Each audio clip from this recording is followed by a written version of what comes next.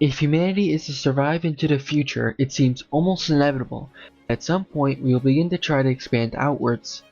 While there's certainly been a lot of discussion of hypothetical future human operations, I don't think the objective value of interplanetary colonization is ever truly discussed. So in this video I'll try to do just that with a tier list. So I'm going to cover many potential areas of colonization in our solar system and place them on a tier list. Their position on the tier list will be determined by two main factors. 1. Their usefulness. 2. Risk/danger. Usefulness refers to anything ranging from materials/power, proximity to other places, or use for scientific research, etc. that improves humanity in some way. Risk refers to basically anything that can make colonization more difficult or more hazardous. I will also be using difficulty and distance in reaching the object as a factor in both. But keep in mind this is not necessarily talking about the distance or difficulty in a trip originating from Earth. However, since it's better to have an origin location that's a well-developed colony, proximity to Earth definitely gives an edge. Both usefulness and risk are scored out of 10, where 10 is the best, meaning most useful or very low risk, and 0 is the worst, meaning little to no usefulness or very high risk. Here are the points required for each slot in a graph where points can be plotted. First, let me explain the tiers briefly. S tier is referring to something that can be colonized very easily and provide great value to humanity. A tier means there's some difficulties or it just doesn't provide the same amount of value as something in S tier, but is still a great target for the near future. B tier means that there is value, but it's just hard to get or not as much of it as in objects in A tier. C tier means that there is some potential there, but it's really only useful in the far future. D tier means that it provides little usable value and should only be sought if nothing else. F tier essentially means that it shouldn't be colonized even in a far future scenario. Also, a small note before I start is that none of these truly come close to Earth and are very much not a replacement of Earth. In fact, on this tier list, Earth will be an S tier with a 10 for usefulness and a 10 for risk. At best, future colonization can help possibly mitigate current problems on Earth, but it shouldn't be relied upon. Also, if you disagree with me on some of these, let me know in the comments. I did a decent amount of research on this, but I could have missed something for some of these. Okay, now starting first was the Moon. It is the closest object to Earth and thus has some large inherent advantages from that. In fact, the traversal from Earth to the Moon is probably the simplest of any travel between two large-scale terrestrial bodies in the solar system. It's still a few days, but that's nothing on interplanetary scales. I think a colony on the Moon would most likely be centered around mining. Harmful mining on Earth can be transported to the Moon. There are many metals and other materials on the Moon like iron, aluminum, titanium, silicon, in addition to valuable rare earth resources in its crust and regolith. Regolith essentially is non-organic soil. Additionally, there is water on the Moon which can be broken down to form molecular hydrogen and molecular oxygen, which is rocket fuel. Due to the lack of an atmosphere, solar power is exceptionally powerful, which can be used to power the colony, especially if the colony is automated. Just a note about solar panels, though, is that they do work significantly worse at higher temperatures, and the highs on the Moon are far above this threshold, but they still are similar to what satellites can experience with their solar panels, so there definitely are solutions, especially as the technology progresses. A final note that would be that due to the low gravity, the Moon is a decent launch pad, but obviously colonizing the Moon is not without risk. While the lack of an atmosphere makes solar panels effective, it also means solar radiation isn't blocked. The previously mentioned regolith is also exceptionally dangerous, and while we don't know the exact effects, it would likely have serious detrimental effects if inhaled. It is also dangerous for machinery as it is extremely fine and can stick to a lot of things and is really hard to clean off. It is also radioactive from the sun and cosmic rays. Fortunately, unlike another planet which will be mentioned, you don't have to worry about this regolith blowing around too much. Besides the solar radiation and regolith, you also have risks from meteoroids, although these can be averted by properly positioning a colony, like in a crater or underground. Overall, I think that the proximity to Earth reduces what risks there are significantly and makes the use cases much more realistic. I give it an 8 for usefulness and a 5 for risk, resulting in a total score of 13, which makes it just barely go into B tier. Now let's move on to Mars. Just to immediately compare, many of the positives I gave to the Moon don't apply at all to Mars. Firstly, the distance goes from roughly a few days of travel to around 6 to 9 months of travel with specific 26-month spaces between launch windows. Launch windows in this case is referring to when Earth and Mars align in a certain way that makes travel between them a lot faster. So unlike the Moon and like basically everything else on this list, if something goes wrong, you may have to wait until potentially several years after your initial call to receive physical help. Also, you don't have anywhere near as many of the valuable resources and rare earth elements as you do on the moon, and this is to be expected as solar system formation causes the denser elements to be closer to the center of the solar system, and the majority of usable and valuable elements happen to be denser metals. Additionally, solar panels only get around 43% of the light as on Earth, and then you have to consider dust storms which can further dampen the sun, and when you combine those together, you can just understand that solar panels are not very viable on Mars. Speaking of the dust storms, as hinted to before in the moon section, these blow around the dangerous, albeit not as dangerous as the regolith on the moon, Martian regolith around the Martian climate. It's still dangerous for humans and machinery, and it's still very fine and very hard to clean off, as well as still being radioactive. Now, when discussing the usefulness of a colony on Mars, it's really important to consider why would we be going here. I assume the only goal will be some form of long-term habitation, as other options don't really make as much sense. In that sense, there may be some utility as Mars contains many resources that are good for sustaining a colony, such as like water ice, carbon dioxide, and nitrogen. Its surface area is comparable to Earth's land area, and its temperature is actually not bad at all during the day, but it does approach below Antarctic levels at night. Its gravity is also 40% of Earth's, which does pose difficulties to long-term habitation though. However, its positioning in low gravity though makes it good as a launch pad to the outer solar system. Ultimately, it's not the absolute worst. I give it a 4 for usefulness, and habitation seems overall to be expensive and dangerous and more of a last resort. However, I do think there's some advantages of it, and Mars, due to its position and its gravity, is an excellent launch pad. I also gave it a 4 for risk, as while it is ultimately very dangerous, there are somewhat plausible solutions, and also as we go through this list, there's far more dangerous worlds out there. This gives it a total of 8 points and puts it firmly into D tier. Next, let's talk about Venus. Venus is one that some people immediately write off due to the horrific conditions at the surface, which I probably don't need to go into that much detail about, but they include really high temperatures, really high pressure, and a lot of other really nasty features like sulfuric acid rain. Despite this, there very much are possibilities. You may be surprised to know that around 50-60 kilometers above the Venusian surface is the most Earth-like place in the entire solar system outside of Earth, obviously. At this altitude, the temperature is around 27 Celsius or 80 Fahrenheit, and the atmospheric pressure, which was incredibly strong at the surface, is around 1/2 to 1 of Earth's atmosphere. Also, you are above the cloud layer, so you don't need to worry about sulfuric acid here. In case you were wondering, gravity is also similar to Earth, which makes sense because it also is at the surface, and 50 to 60 kilometers isn't much in planetary scales. So some sort of floating colony has potential. In fact, due to the contents of Venus's atmosphere being very CO2 based, it would actually be significantly easier to use some sort of balloon system than on Earth due to higher buoyancy even at high altitude. Additionally, solar panels would work great here since they aren't blocked by clouds and we are closer to Earth and the temperatures are more moderate. But you have to keep in mind that Venus's day is really long, so there's probably a long stretch of time you don't get much energy. This whole setup's main risk would probably be continued reliability and maintenance. Either way, the risk I'm giving is sort of vague. It's also important to note that Venus is closer to Earth than Mars is, but it only takes a few months less in travel time when considering launch windows. Now this all sounds great, but what really is the point of such a habitation? In terms of resources, there's an abundance of carbon dioxide and nitrogen at this altitude, which I guess are potentially useful, but I don't really know. Such a settlement might make getting resources on the surface viable, but I'm not sure to what extent this is to be the case. Without that, it seems like a lot of work and it's probably inefficient to literally build floating platforms on another planet to gain more room for humanity. To be honest though, and this is something we are going to use extensively for others, I think we can just hand wave some potential concerns about utility with just some vague assumption of scientific research and progress with this habitation. However, even with that, I'm only going to give Venus a 3 on usefulness and a 7 for risk, giving it 10 points in total and putting it into C tier.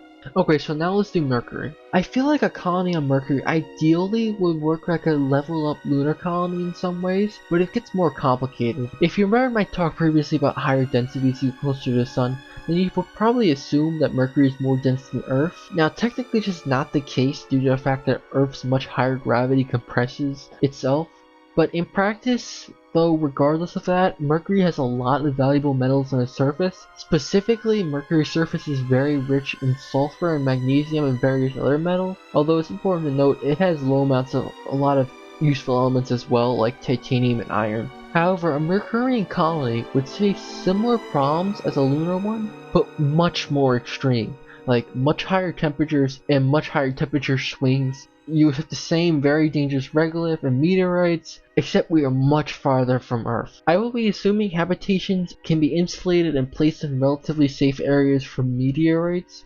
although these obviously just makes things significantly harder. Also, important to note, Mercury is the furthest planet from Earth in the inner solar system. It's actually really hard to reach due to how close it is to the Sun. Specifically, it's very hard to get to Mercury without just going further because of how strong the Sun's gravity is at that point. And in fact, satellites that go to Mercury have to have reverse thrusters. The exact travel time is more complicated than it is to Mars or Venus, as it would likely rely on Venus's gravitational pull. But based on previous missions, specifically the Mariner missions, the trip would likely take at least 5 months when using Venus's gravitational pull. This is of course not including the launch window, which could be anywhere from a few months to several years depending on how reliant this trip is on Venus. Solar panels on Mercury sound like a great idea, but they have two main issues. One, the temperatures are far too high and are way beyond what any current solar panels can handle. Perhaps this isn't as much of an issue in some far future scenario though. 2. Mercury has a long day-night cycle, not anywhere near as long as Venus, but this is important because it means that solar panels can't be on for long periods of time. Now technically there's a solution for both of these, which would include some sort of moving settlements on the planet.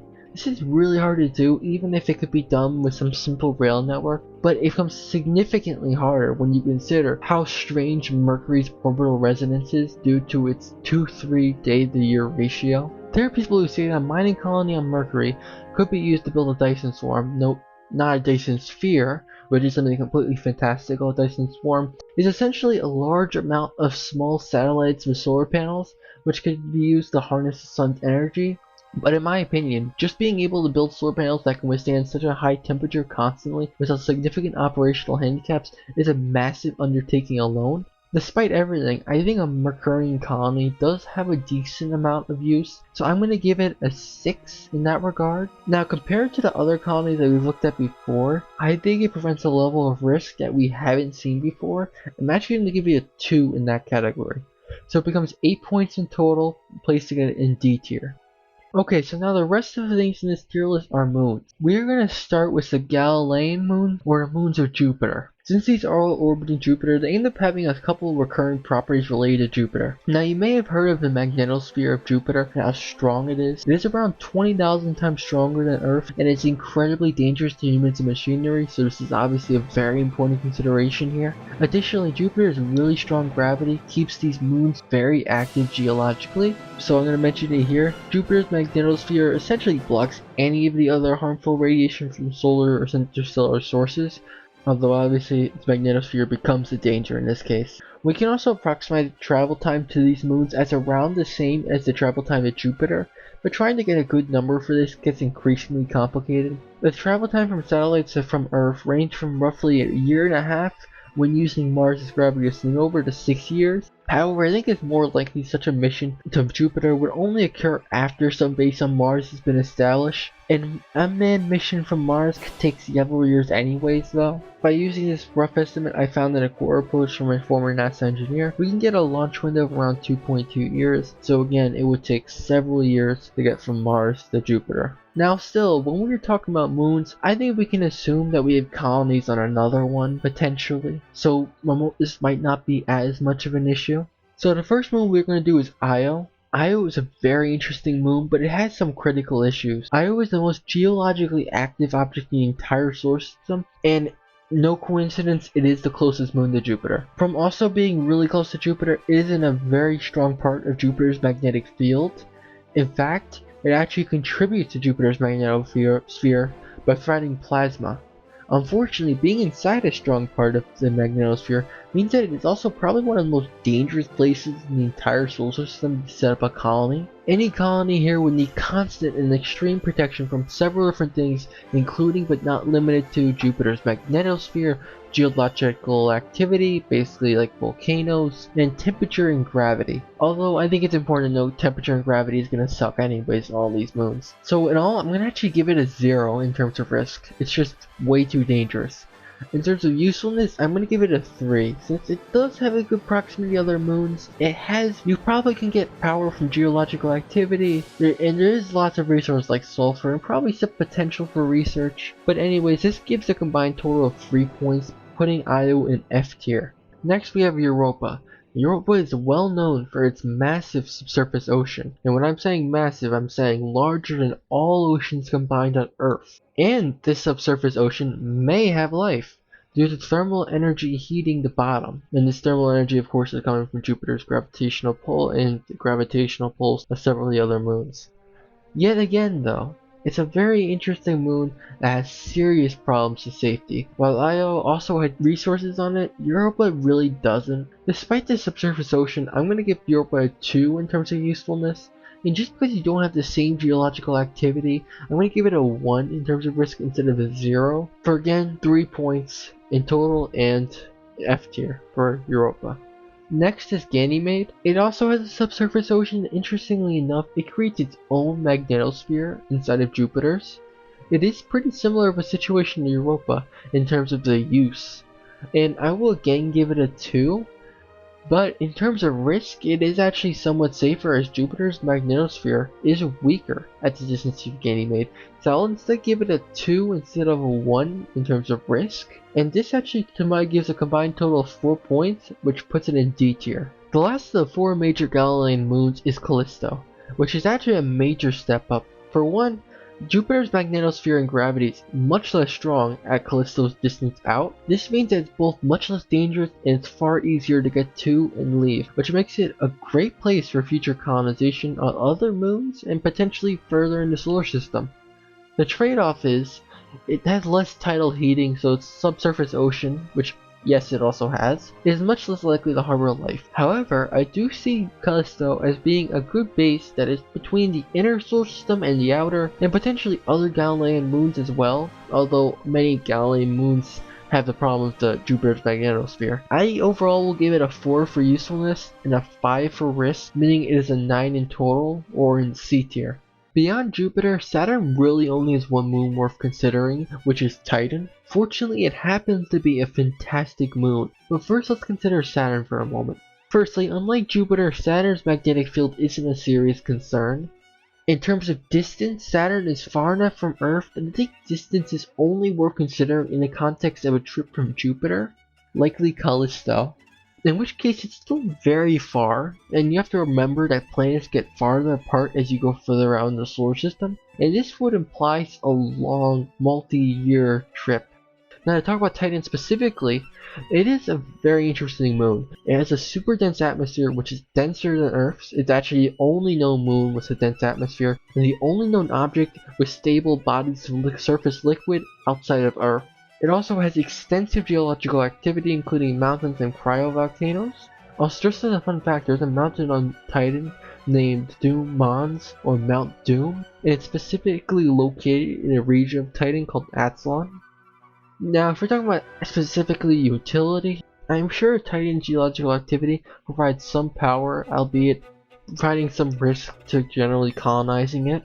And Titan just seems like a good place in general for scientific research to be done. Also, like Callisto, I feel like it's a good base to other places. There are a lot of Saturnian moons that can become moderately practical to have a base on, assuming Titan is colonized.